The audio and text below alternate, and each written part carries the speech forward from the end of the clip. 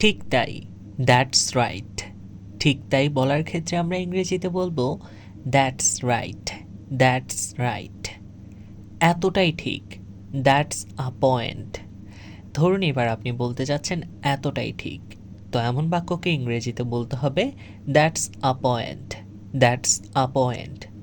আপনি যদি সত্যি ইংরেজিতে কথা বলতে চান তাহলে সম্পূর্ণ ক্লাসটি দেখবেন, আর আমার চ্যানেলটিতে প্রথম এসে থাকলে অবশ্যই সাবস্ক্রাইব করবেন। ভালো বিষয়, গুড পয়েন্ট।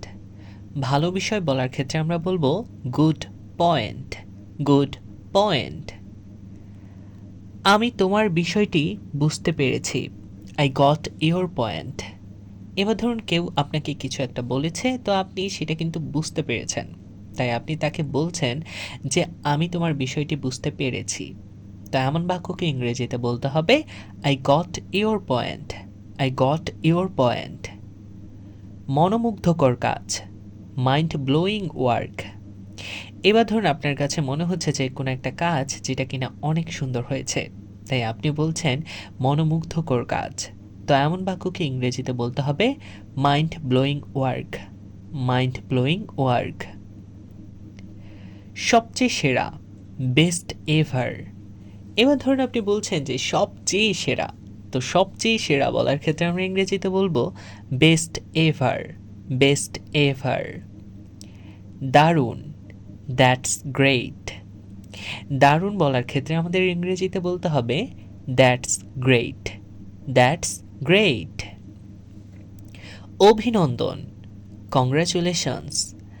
অভিনন্দন কিন্তু আমরা মাঝে মাঝে জানিয়ে থাকি, তো অভিনন্দনের ইংরেজি হলো কংগ্রাচুলেশনস, কংগ্রাচুলেশনস।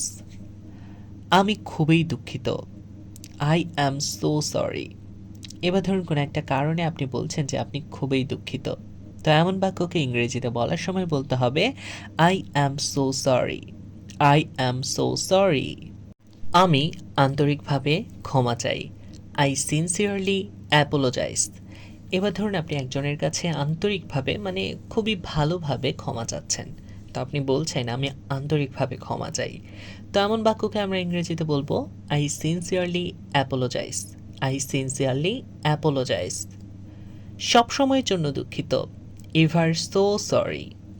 এবার ধরুন আপনি বলছেন যে সব সময়ের জন্য দুঃখিত, তো এমন বাক্যকে আমরা ইংরেজিতে বলবো ever so sorry, ever so sorry.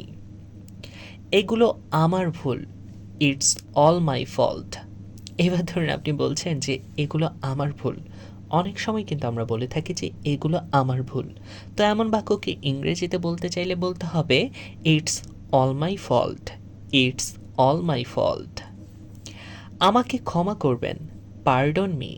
ধরুন আপনি একজনের কাছে ক্ষমা চাচ্ছেন, তো তাকে বলছেন যে আমাকে ক্ষমা করবেন, তো এমন বাক্যকে ইংরেজিতে বলবো পার্ডন মি, পার্ডন মি। আমি ক্ষুধার্ত, আম হাংরি। এবার ধরুন আপনার খুবই ক্ষুধা লেগেছে, একজনের কাছে খাবার চাচ্ছেন, তাই আপনি বলছেন যে আমি ক্ষুধার্ত।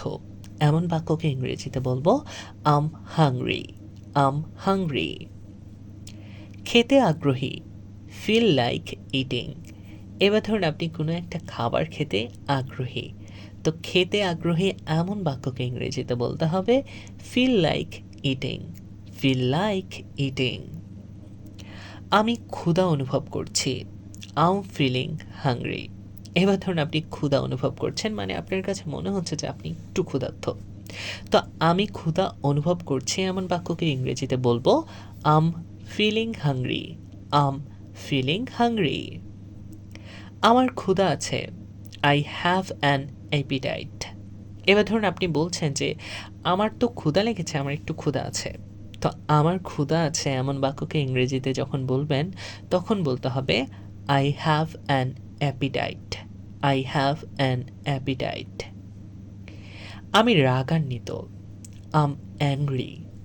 এবার ধরুন আপনি রাগান্বিত মানে আপনার রাগ হয়েছে, তা আপনি বলছেন আমি রাগান্বিত, এমন বাক্যকে বলবো ইংরেজিতে আম অ্যাংরি, আম অ্যাংরি।